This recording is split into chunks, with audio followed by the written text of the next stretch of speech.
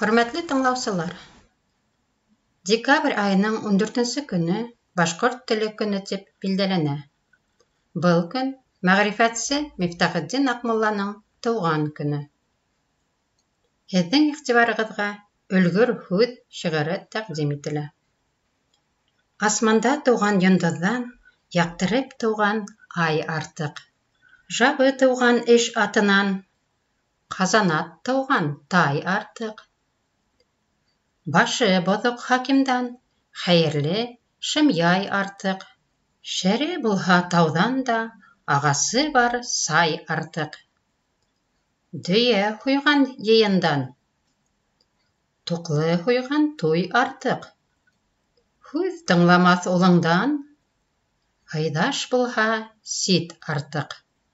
Әрһеҙ айыу килендән көсөкләгән эт артыҡ. Ауыл гиҙгән ҡыҙыңдан бишектәге ул артыҡ. Күреп алған күркәмленән күрмәй алған ҡыҙ артыҡ.